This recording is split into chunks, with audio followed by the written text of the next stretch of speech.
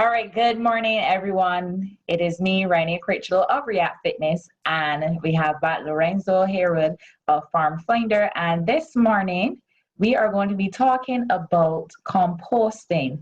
I know you might be thinking what composting has to do with anything in terms of well-being, but the whole fact of you doing something to make sure that the planet that you're living on is a bit better for you in order for you to strive, I think it's important to talk about other things. So composting is under the reduce, reuse, and recycle component of this whole thing that we're trying to do. And as usual, we're trying to promote healthy bodies, healthy minds, and a healthy lifestyle.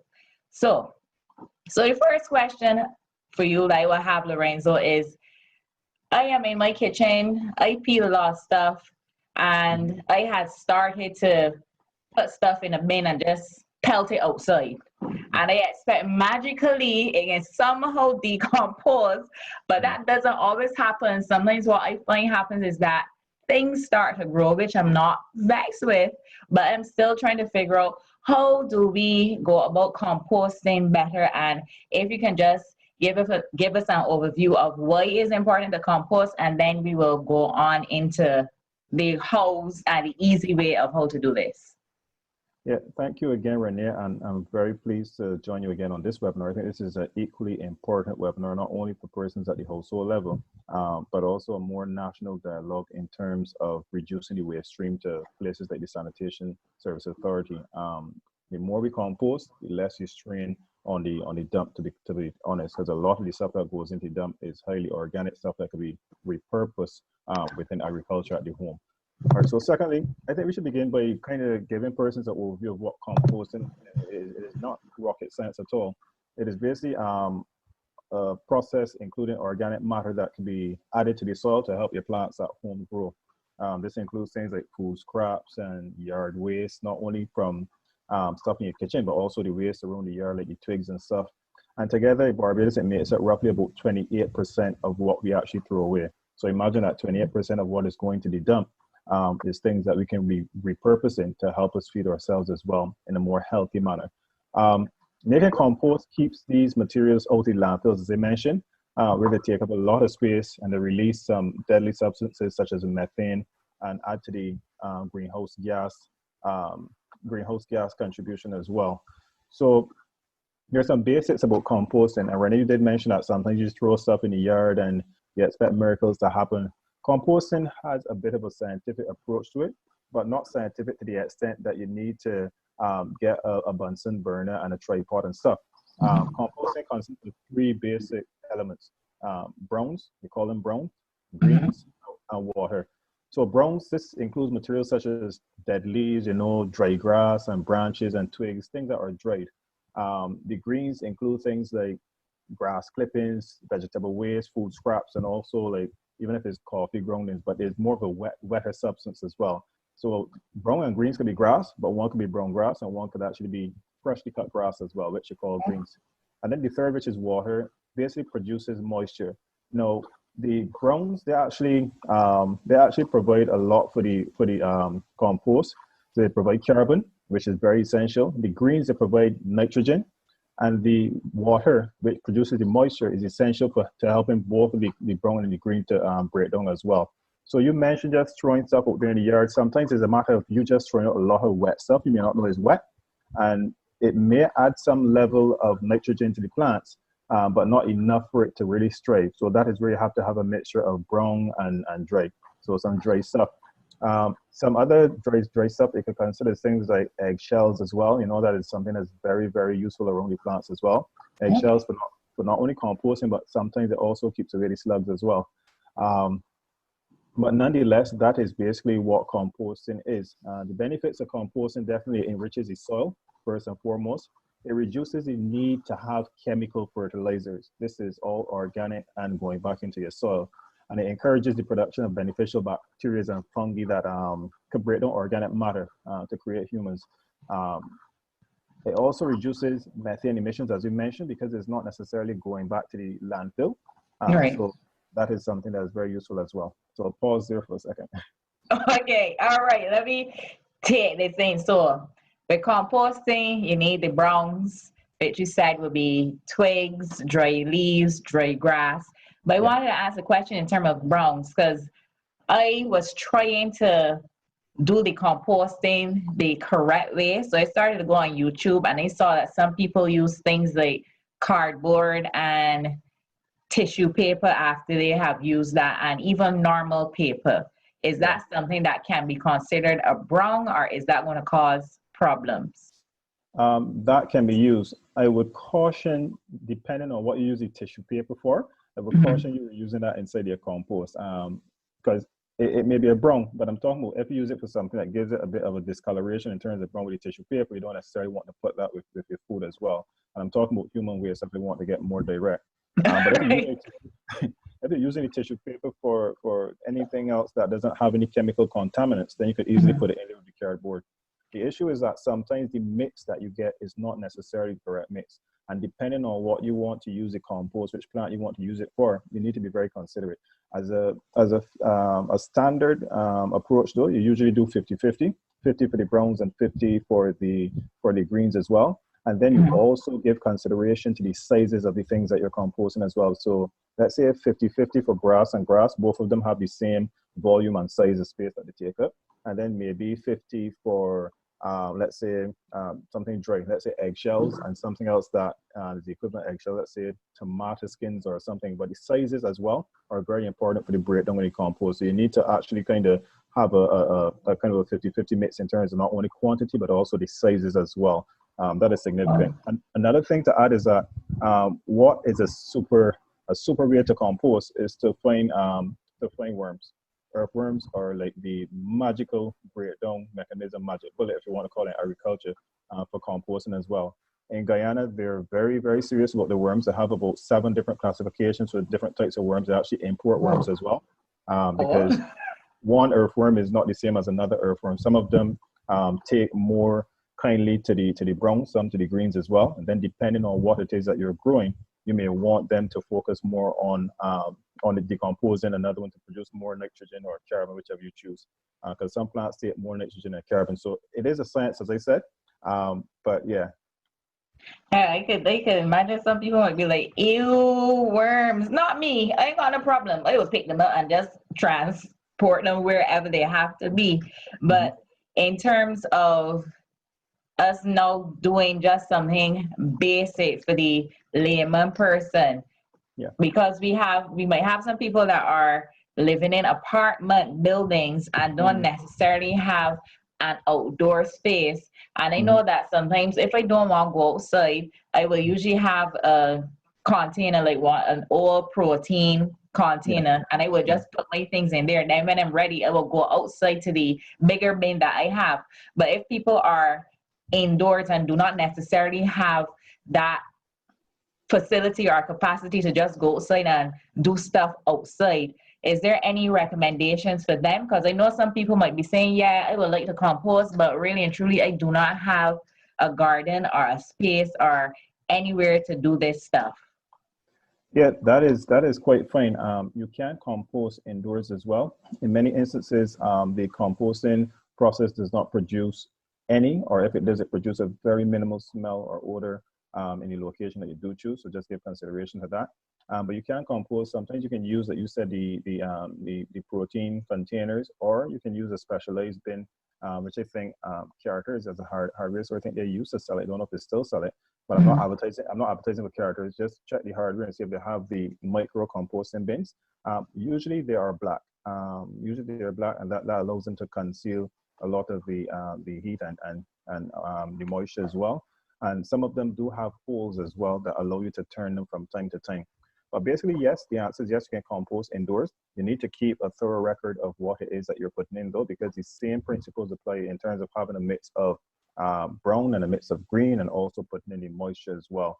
The interesting thing about browns and greens is that once you put something that is brown, which is assumed to be dry, it still becomes green anyway. It becomes wet eventually because you need the moisture to break down.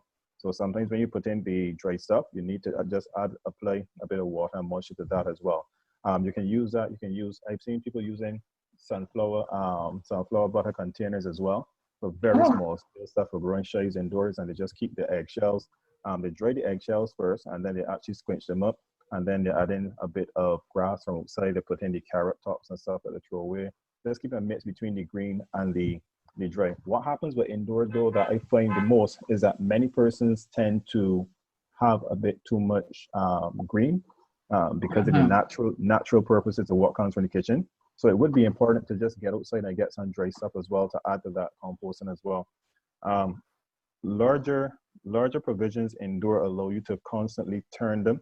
What I tend to do if I'm using a small bin on the indoors, or what I would do, is that I would just give it a turn every, let's say, 3 to 4 days or so, and basically just allow those components on the inside to mix up a bit, which kind of enhances both the rate of consumption and the quality of the byproducts, being the carbon and the nitrogen as well. okay. So that kind of explains like one of the things that I used to do. I thought I was composting. I would just throw the wet in the bin, and then when I go to throw it outside, I realized that sometimes it might got little flies and it might not smell too good. But I say, well, I composting not till I decided to go and search and realize, oh, I gotta add browns. So it was like I was just leaving things to rot. But they said sometimes when I would put those things outside, sometimes they might have seeds in them and things will start to grow. One of the other things that I came across, so before I go into that, and in terms of water, how often will we have to add water to this mix? Well, there's a rule of thumb that you definitely should always keep the mixture moist. It should not be like soup, first thing first. And the amount that you put is very much determinant on the size of the composting bin that you're going to do. So it can't give you an overall standard measure for it, but it's just to keep the materials moist as at all times, basically. Moist and not soaking wet, because the moisture is really important. What happens is that when the stuff starts to break down from the moisture, some of the green stuff already has moisture, and that creates additional moisture. So it's just to kind of wet the surface of what you're doing, turn it and wet it, and that is basically it. So I can't give you an exact amount in milliliters, but just keep it moist and not like soup. Right. So everybody out there, Lorenzo said, do not do it like soup. But which type of soup we talking about? Bajan soup or American soup? Because you know we soup that be thick. So not like watery broth. We should not have it like broth, everybody. So you want the broth in there. And I decided to turn it every 3 to 4 days. So are there particular things that we should not put in the compost heap? Like I was wondering about things like orange peel. Can that decompose properly, or? Of course, yes. Orange peel definitely can go in there. You need to be very careful in terms of the quantity of things like orange peel that you put in, because you know orange peel is a high citrus, and sometimes that affects the quality of the compost that you're going to have. So if you're going to put in orange peel, it can go in there. It's going to compost eventually. It composts at a slower rate than many other things, I must admit, but it does compost as well. And you don't want to have a full orange peel compost, because there are probably few plants that can actually take the burning from the excess citrus that would be in the orange peel. But other things that you shouldn't compost are things like coal and charcoal ash. Definitely not. It contains some substances that are harmful to plants. Dairy products, definitely not your butter and your milk and your sour cream and eggs. Don't throw them out. You can use the eggshells, but not the egg itself. Fats and greases and lard and oils, definitely not. Meat and fish bones and chicken bones and scraps, definitely not. And also the pet waste. Pet waste, definitely you don't use that. Although I think this is more leaning towards cats and dogs, because if you consider a rabbit to be a pet or a sheep to be a pet, you can use that to add to your composting as well. So that is something you use. Okay, so and if you happen to have a horse somewhere open in the neighborhood and you have horse manure, is it that when I take that up, should I allow that to dry, like things? So I put it in the whole category: horse dung, cow dung, sheep, rabbit. Should we put those things to dry first before adding them to our compost, or can it go in the wet, fresh state? Well, I've seen persons do it both ways. Most of the persons I've seen actually add it in while it is wet because that reduces their need to actually add water. Oh, Some other persons actually put it in dry because the argument there is that it may be maybe the dung, although it is coming from things like horses and cows and stuff, maybe the dung has in some harmful or parasitic components that the sun can actually get rid of once it is dried, and then you can just deal with the pure components of the manure as well. So I've seen both sides as well. Once you have confidence that you don't necessarily have any disabling components, disabling in terms of adding a lower quality compost, then you can feel comfortable put it in wherever you want. It actually reduces the amount of water or moisture that you need to add to the overall mix as well. okay, cool. So then the question would be is how do we know it is ready to apply to our plants or anything like that? Yeah, so basically what happens is that composting should be ready within about 2 to 5 weeks. If you do composting, let's say, if you do composting today and you use the same components to put in, and then you do composting, let's say a month down, chances are it will not look exactly the same. So there's no rule Oh, of thumb in terms of how the look is, but what you can do is you can actually sift through it with your fingers as well, and you will actually see that a lot of the stuff that you put in 2 to 5 weeks before, I prefer the 5 weeks, is actually broken down quite fine as well. Not everything, such as the orange peel, is going to be fully broken down, but you can mhm. still add it to the soil because eventually the process would continue once you add it to the soil as well.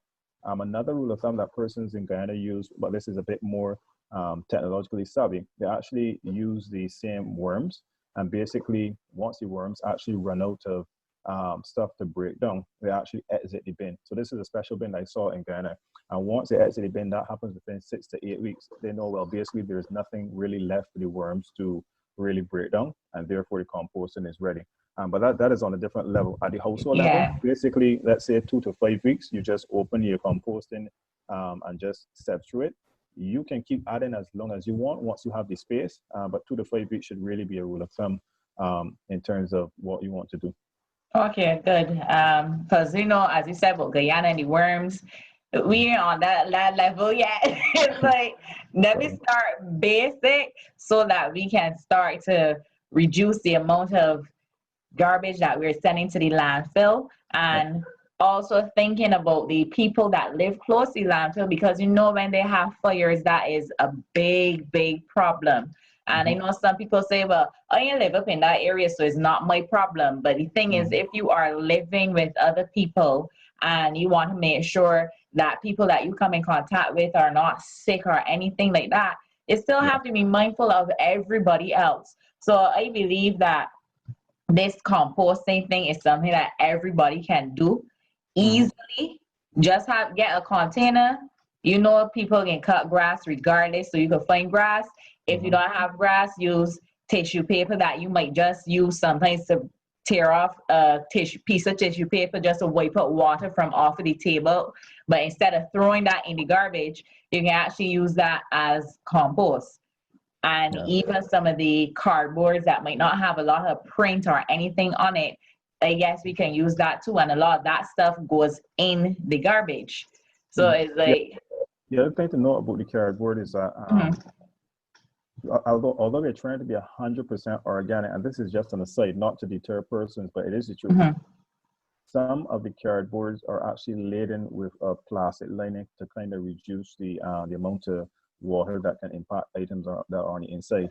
mhm. So it is not an exact science to say that it's going to be 100% clean compost, because obviously those microplastics then break down as well. Right. But insofar as you can break down the cardboard before you put it in, the better for you in terms of the time frame for composting. But I just want to raise the point that even though we're trying to be as organic as possible, there are some things that we cannot necessarily avoid. Take, for example, even some of the browns and greens you're putting in there. You have plants around the house, basically, and you're going to use those dry twigs to put in your compost. If you use spray, insecticides or herbicides on those plants that you're putting in the compost, then you're actually Mhm. transferring those chemicals into your compost, which is not the most perfect mix. So things like that are things that we need to also consider if you're going to use cardboard. If you're extremely environmentally sensitive, ensure that it is not the cardboard that is laden with the plastic lining on it as well. If you're Right. going to put it in the dries or the wets, ensure, well, you can't ensure for the wets all the time because you don't know what was sprayed in your carrots that you're going to eat. But Exactly. dries that you know that you sprayed, don't put them in as well. So. Okay, well, that's a good note. And I believe that the information that we got from you this morning should be helpful to people that will be watching this. Mhm. And hopefully, we can start to reduce the garbage impact that we have because a lot of things, as you said, the organic waste, we can easily use that as compost. And I know some people might not be green thumb people, but based on what has been happening, I realize that a lot more people have been trying to do their own gardening and stuff like that. So you can even take it a little bit further in terms of helping the plants that you have, that you will be eating to improve your health. Yeah. So I just wanted to, is there anything else that you need to add about this composting, or are we just ready to go and start this thing and see if it can work? But the one thing to add is that the sooner the better. The sooner the better. The sooner you start, the sooner we can stop. We can reduce the waste streams of organic matter going to the landfill. So the sooner the better, not only for you but for the country as well. All right. So I would say thank you again, Lorenzo, for sharing that information for us. And hopefully people like me will try to start to get it a little better as opposed to just putting the scraps there and thinking, oh, my thing's in compost like magic. Yeah. We still got to do some work with it, but it can work, and it is not something that you have to be like needing a PhD to figure out how to do composting. Just Exactly. use, so just reiterate, 50-50, 50% organic or wet stuff, 50% of the brown stuff, and a little bit of water, and you need to turn it, and it's not going to be a broth. It can be kind of thick like Bajan soup. So make sure it does not have a lot of water. And turn it and keep checking it. And if we got worms, and if you're in squeamish, add some worms. So that's my takeaway from this. So all right for that? Correct. Absolutely correct. All right. So thank you again, and looking forward to talking to you again. So remember, this is in association with REAC Fitness and Farm Finder, where we are promoting healthy bodies, healthy minds, and healthy lifestyles. So we'll talk to you soon, and I hope you enjoy. Bye. Yeah.